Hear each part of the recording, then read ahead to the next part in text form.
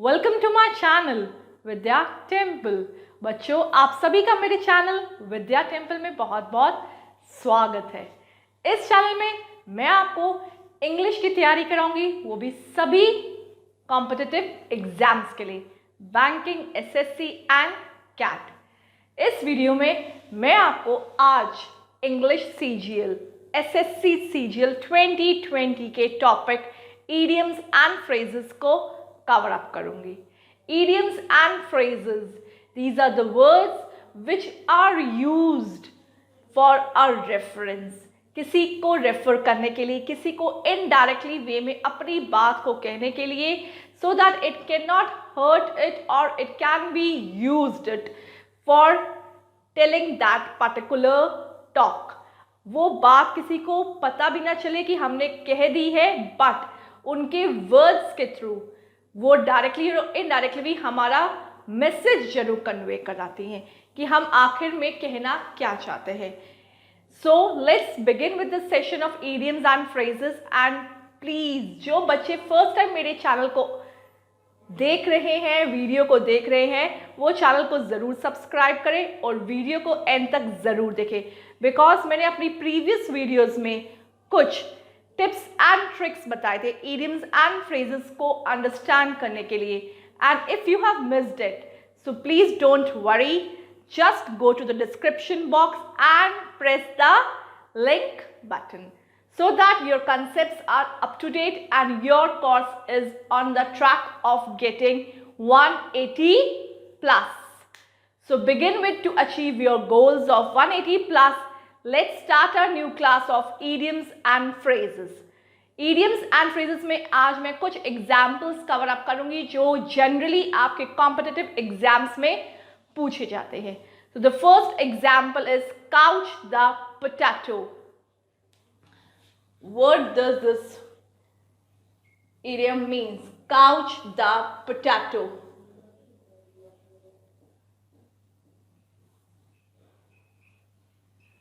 Couch the potato. ये कोई potato से रिलेटेड चीज नहीं है।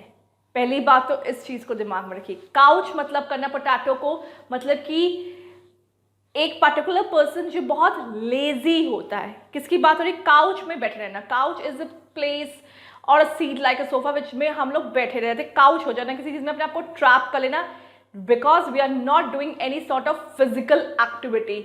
हम लोग बहुत लेजी या लेथार्जी फील कर रहे हैं, तो that means we are inactive in procedure. हम लोग इनएक्टिव हैं, तो हम उन पर्टिकुलर पर्सन्स के लिए बोलते हैं कि they are couch the potato. That means they are very lazy, they are very inactive, they do not take any sort of initiative to do your work. कोई इनिशिएटिव नहीं लेते, कोई हार्ड वर्क नहीं करते अपने काम को करने के लिए।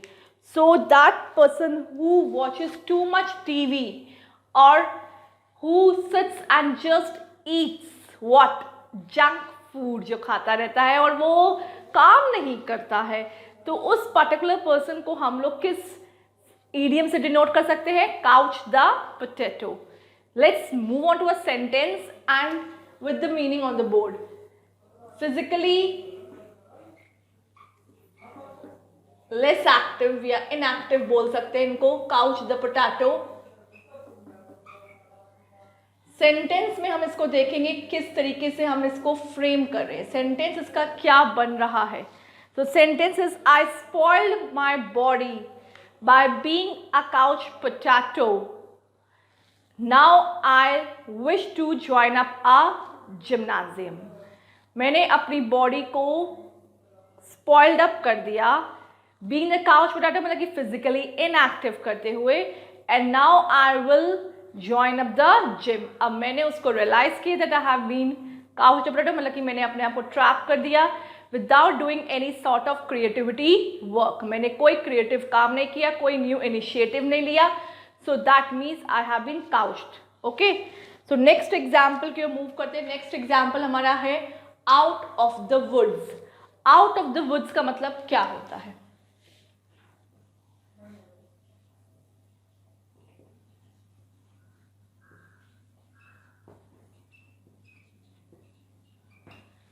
Physically inactive, lazy, lethargy, or a person who sits in front of TV without doing any work. A person who sits in front of television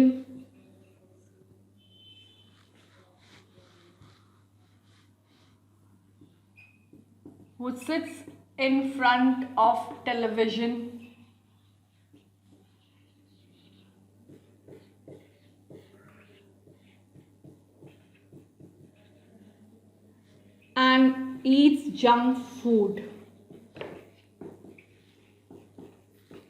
जो जंक फूड खाता है एंड सिट्स आइडली बैठा हुआ है, मतलब कि विदाउट एनी वर्क, तो उन पर्टिकुलर पर्सन्स को हम लोग काउच द पोटैटो बोलते हैं. न्यू एग्जाम्पल की ओर मूव करते हैं वो है out of the wood. Out of the wood in a sense meaning होता है that you are coming out of your troubles. आप अपनी चिंताओं से बाहर आ रहे हैं, अपनी वरीज से बाहर आ रहे हैं. उस पर्टिकुलर वर्ड को, उस पर्टिकुलर सिचुएशन को हम लोग क्या बोलते हैं? Out of the wood. To come out of a trouble. To come out of a trouble.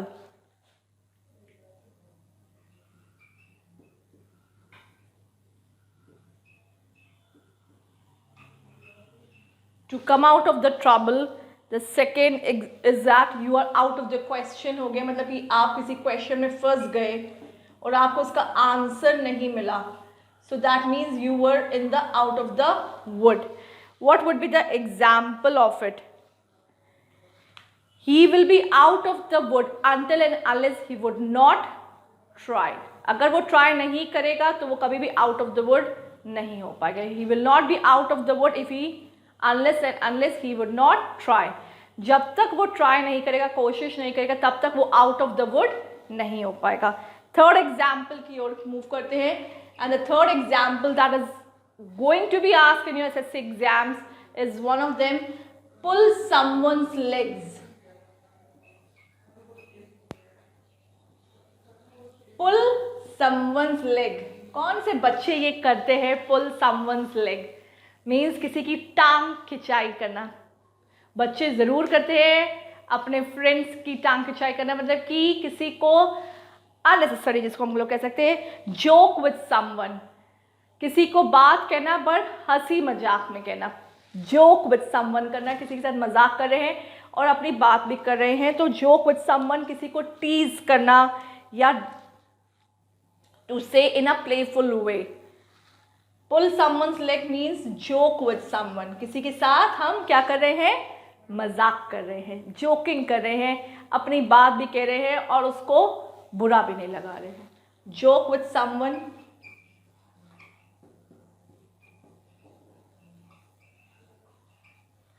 Second इसका क्या है? टीज someone, किसी को छेड़ना, टीज करना.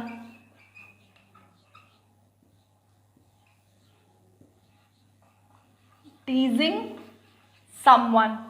पुल someone's leg, किसी की टांग खींचना, मतलब कि उसकी टांग तो खींच रहे हैं बट छेड़ते हुए, टीज कर रहे हैं उसको.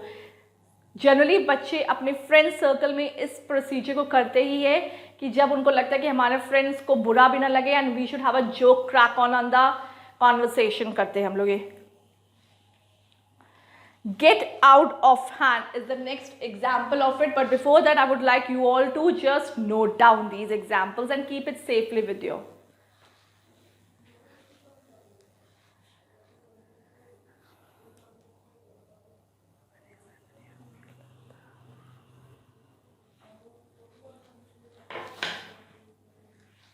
नेक्स्ट एग्जाम्पल आते हैं and more of the idioms के ऊपर कॉन्सेंट्रेट करते हैं.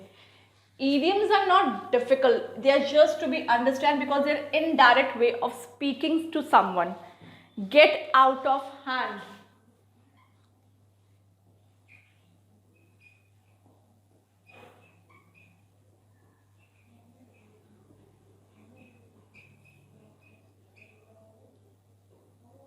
What does this mean? हाथ को बाहर निकालना. Get out of that. Hand मतलब क्या होता है कि किसी को हाथ से बाहर निकल जाना यहाँ पर है. गेट आउट ऑफ हैंड मतलब कि कोई हमारे हाथ से निकल चुका है, मतलब कि हमारा उसके ऊपर से क्या निकल चुका है? कंट्रोल. क्या निकल चुका है उसके ऊपर से? हमारा कंट्रोल निकल चुका है। तो मतलब कि वो हमारे डिसिप्लिन में या हमारे बिहेवियर में मिसमैच है, तो वो कंट्रोल में नहीं है। That means he is going on his own way, वो अपने तौर तरीके से चल रहा है, वो हमारे कंट्रोल में नहीं है, हमारे डिसिप्लिन में नहीं है, हमारे प्रिंसिपल्स को फॉलो अप नहीं कर रहा। सो get out of hand means get out of control.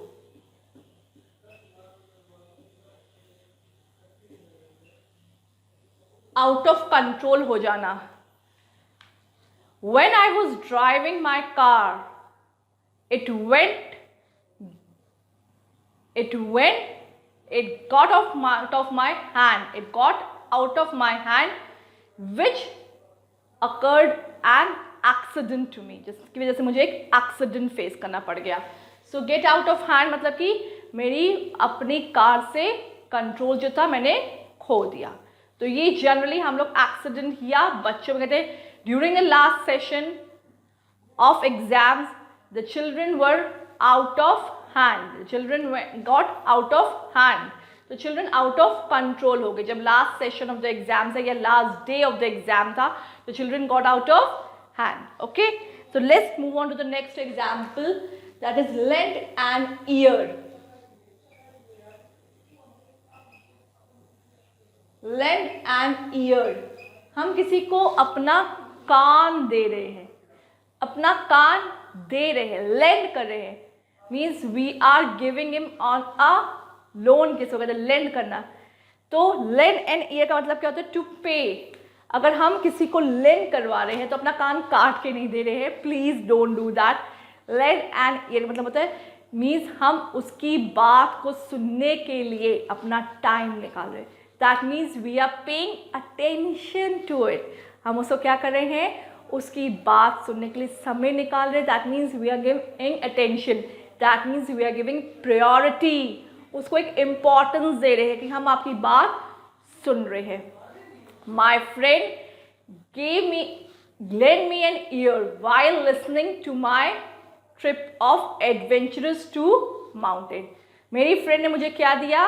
अपना कान, मतलब कि अपना अटेंशन दिया while listening my stories of adventurous going to mountain. जब मैं पर्वत पे जाने की एडवेंचर स्टोरीज को सुना रही थी, तो ये एक एग्जाम्पल है जो हम लोग कहते हैं कि किसी ने हमारे को अटेंशन दिया। When I came home, they lent me an ear. Ear मतलब कि ये नहीं कि उन्होंने मुझे अपना कान दे दिया, they paid attention to my talks. Okay, so this was an example. Lend me an ear मतलब listening to a person very carefully, attentively करना किसी को। Okay, किसी को attentively हम लोग पे कर रहे हैं, उसके लिए टाइम स्पेंड कर रहे हैं। Listening a person carefully,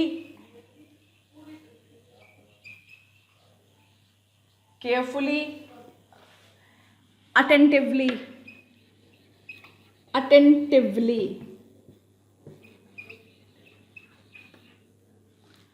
What would be the next example of idioms and phrases which will give you an increase in your vocabulary, or I could say an increase in your English level? The sixth example is give someone the cold shoulder. What is it? Give someone the cold shoulder.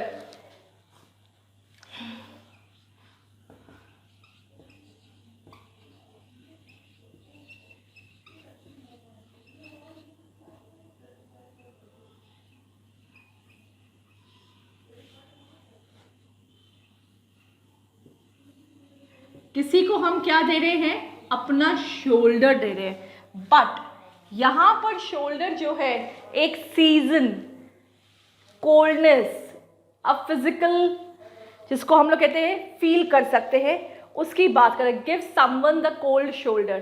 Cold shoulder मतलब देना। Shoulder हम किसी को तब देते हैं जब किसी को हमारे सहारे की ज़रूरत होती है, मतलब कि हम किसी को सपोर्ट करते हैं। तो इस सपोर्ट तो हमारा शोल्डर करता ही है। कहते हैं कोई परेशानी में है तो हमको अपना शोल्डर हमेशा आगे रखना चाहिए, तो सपोर्ट के लिए देते हैं। बट यहाँ पर जो कोल्ड शोल्डर है वो जस्ट अपोजिट हो रहा है इसका। ओके, मतलब कि इसके बिल्कुल उल्टा जा रहा है। हम यहाँ पे शोल्डर दे ही नहीं रहे हैं। We are ignoring that particular person. हम उसको इग्नोर कर रहे हैं। कि what that person is speaking or what he wishes to say, we are least bothered about it. हम उसके बारे में सुनना ही नहीं चाहते हैं. So that means we are ignoring someone or we are not supporting that particular person. हम उसको क्या कर रहे हैं? Ignore कर रहे हैं. Ignoring.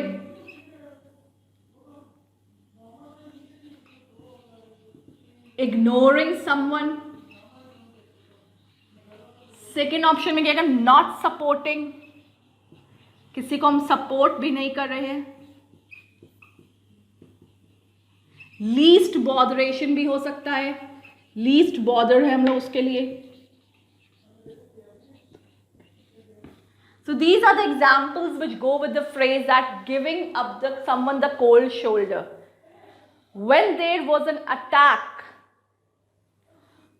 in a city, the citizens gave the cold shoulder to the government.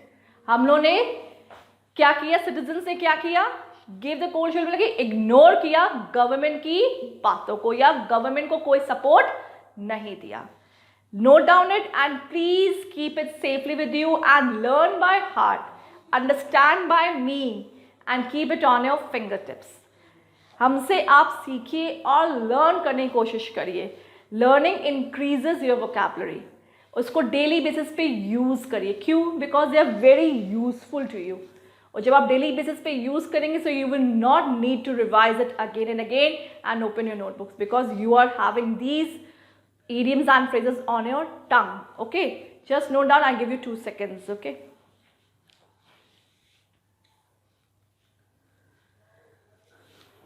let's start with the new example of it. Idioms and phrases. That is your 7th example.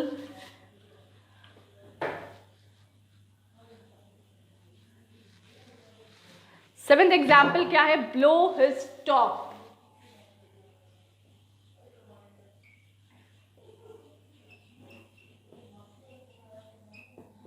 Blow his top. किसी की top को blow करने की बात नहीं है. Blow मतलब क्या हुआ इसका यहाँ पे? कि हमने किसी से बहुत ज़्यादा गुस्सा करना है. यहाँ पर means we are very angry. किसी के टॉप को ब्लो करना. यहाँ पे टॉप इन अ सेंस मतलब कि ब्रेन्स की बात हो रही है.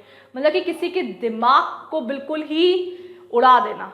You are in such a anger. Blow his top means that being very angry. हम यहाँ पे बहुत ज़्यादा angry है, frustrated है, and we are in vain. हम vain में है. That means we want that person to be move out. हम उससे गुस्सा है, angry है. So at that particular frustration रहेगा. So blow his top. When I found my car got accident, that blowed I just blowed the top of my son. मैंने अपने बेटे को खूब गुस्सा किया. क्यों? बिकॉज मेरी कार का एक्सीडेंट हो गया था. सो इस वजह से मैंने उसको गुस्सा किया. मतलब कि आई ब्लोड हिज टॉप मतलब कि मैंने उसके दिमाग के अंदर, दिमाग की बात हो रही है यहाँ पर. ब्लो हिज टॉप मतलब कि मैंने उसकी जो दिमाग के अंदर जो भी एक्सक्यूजेस थे उसको मैंने ब्लोड आउट कर दिया विद माई एंगर. मैंने अपने गुस्से के थ्रू उसको ब्लोड आउट कर दिया. मतलब कि हवा में उड़ा दिया हिज टॉप को. सो ब्लो मतलब होता है ये उड़ना. किसी को ब्लो ऑफ करना, उड़ाना, या किसी को ब्लोइंग करना, तो उसको हम लोग बोलते हैं उड़ाना. तो यहाँ पे किसी की टॉप की बात हो रही है. तो मतलब कि यहाँ पे ब्रेन्स की बात हो रही है. तो this means angry with a purpose. Angry with a purpose की बात हो रही है. मतलब कि यहाँ पे कोई पर्सन एंग्री है, इंटेंशनली है, पर्पसली है, उस पर्सन की बात हो रही है. वेरी वेरी एंग्री यहाँ पर केस है. नेक्स्ट एग्जाम्पल की ओर आते हैं. That is your 8th example and the 8th example is just which every person does when he really gets angry. That is he speaks volume. उसकी volume speak up हो जाती है. That is it increases. Speaks volume. Speaks volumes. यहाँ पर volumes बढ़ रहा है. Speaks तो यहाँ पे बढ़ना, स्पीक्स का मतलब यहाँ पे बढ़ना नहीं है, ना ही बोलना है, ना ही आवाज़ है. यहाँ पे स्पीक्स वॉल्यूम्स का मतलब है कि हमारी प्रामाणिकता बोलती है. मतलब कि हमारे प्रूफ जो है वो बात करते हैं। कोई पर्सन आपसे झूठ बोल रहा है, अगेन एंड अगेन उस बात को रिपीट कर रहा है, बट यू से कि आई हैव अ प्रूफ, मेरे पास उसको प्रमाण देने के लिए है कि आप झूठ बोल रहे हैं। टू गिव अ प्रूफ मतलब कि क्या बोलता है, आपके प्रूफ्स बोलते हैं। To make that person deny, उसको डिनाई करना, उसको इग्नोर करना, उसकी बात को बिल्कुल रेस्टिकेट कर देने को हम लोग क्या बोलते हैं, स्पीक्स वॉल्यूम, मतलब कि टू गिव एन एविडेंस, कि एविडेंस बोल रहे हैं, सबूत बोल रहे हैं कि आप अपनी बात सच बोल रहे हैं या झूठ बोल रहे हैं। So to gives enough proof, enough proof हो सकता है, एविडेंस हो सकता है। थर्डली क्या हो गया, एनफ प्रूफ, एविडेंस या कोई भी सॉलिडिफाइड चीज की हम बात करें। So the what is the ninth example to this particular word, क्या है, turn a deaf ear. Ninth example क्या है, turn a deaf year.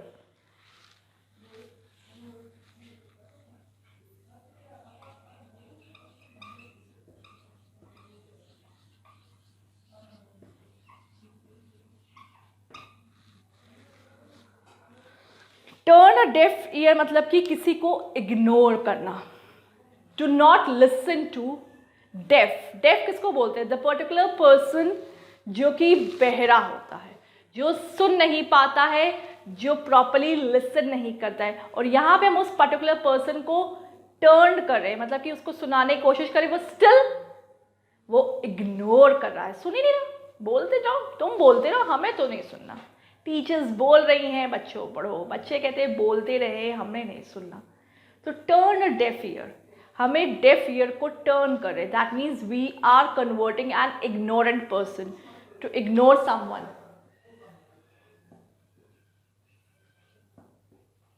To ignore someone. What is that, to ignore someone, या किसी को रिफ्यूज कर देना, किसी का प्रपोजल रिफ्यूज करना, या किसी को निग्लेक्ट करना। इग्नोरेंस पे उसको रख रहे हैं हम लोग, निग्लेक्ट कर रहे हैं, that we are not hearing what you are saying, we are least bothered about what you are saying to us. अपने कानों तक जू ना रेंगने वाली एक तरीके से बात हो गई, निग्लेक्शन जिसको बोलते हैं। Last but not the least को जाने से पहले giving you 2 seconds more to just note down and keep it safely.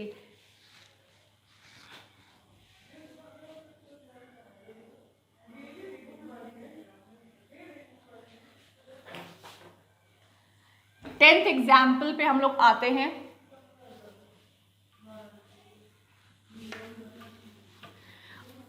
और अगर आप लोगों को कोई भी डाउट है किसी भी ईडियम्स में and you are making it self read daily basis पे, तो आप उस डाउट को हमारे कमेंट सेक्शन पे ज़रूर लिखें, because your doubts are the boosting energy for me to revive out what a child is lacking. Child को क्या समझ में नहीं आ रहा, बच्चों को क्या समझ में नहीं आ रहा, so make it a point two right it your doubts in the comment section। और जो बच्चे लिख रहे हैं, and I'm very thankful that they are really learning to it, thank you for giving us such comments that मेरी videos आपको आपके idioms learn करवा दे रही है।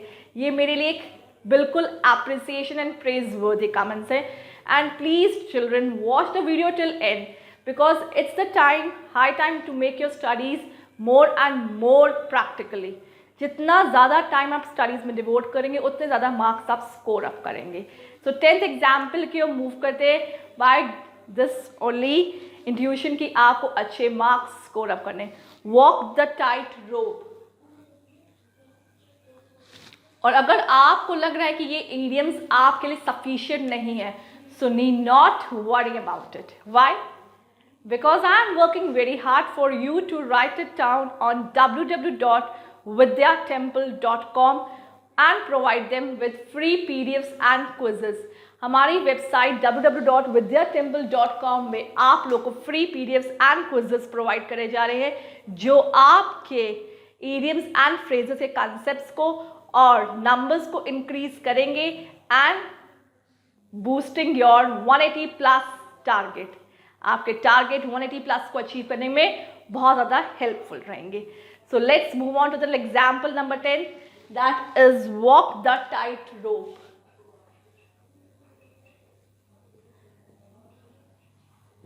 Walk the tight rope. Rope का मतलब होता है रस्सी, और रस्सी में मतलब कि वॉक करना. रस्सी पे अगर आप वॉक करेंगे तो आप सबसे पहले तो ये समझ लीजिए आप इफ एंड बट वाले कंडीशन पे हैं. मतलब आप गिर भी सकते हैं या उस रोप पर चलते हुए आप अपने डेस्टिनेशन तक पहुंच भी सकते हैं, अपने टारगेट को आप वहां तक पहुंच भी सकते हैं. अब रोप पे कौन वॉक करता है? रोप पे वो पर्सन वॉक करते हैं जो डेयरिंग होते हैं, जो डेयर करते हैं कि हम क्या पता अचीव कर जाए सक्सेस या हम फेल्ड हो जाए. So walk the tight rope means that you have to be very precautionary, because it's an if and but condition. I told you before कि ये आपकी इफ और बट वाली कंडीशन रहती है कि आप सक्सेसफुल भी है एंड फेलियर भी है. जनरली आपने ये चीज़ या ये सीन आपने मूवीज़ में देखा होगा कि when a person is moving on rope, कोई पर्टिकुलर पर्सन जो रोप पे चल रहा होता है वो बहुत अटेंटिवली वॉक करता है, बहुत ज़्यादा कॉन्शियस होके वॉक करता है. क्यों? क्योंकि उसको मालूम होता है कि अगर उसका एक भी स्टेप या finger of a leg feet का वो इधर से इधर मूव हो गया, then what will happen, he will fall, वो गिर जाएगा. ये बेसिकली स्टंट होता है जो पर्टिकुलर पर्सन करते हैं, but they do with very confidence and safe zone, to be very cautious. तो ये एक फ्रेज है वॉक द टाइट रोप कि हमें बहुत कॉशियस होके, मीन्स कॉन्शियस होके कोई काम को करना है. तो ये एक वर्ड, ये इडियम जो है कॉन्शियसली डूइंग वर्क के लिए है, to do your work very consciously.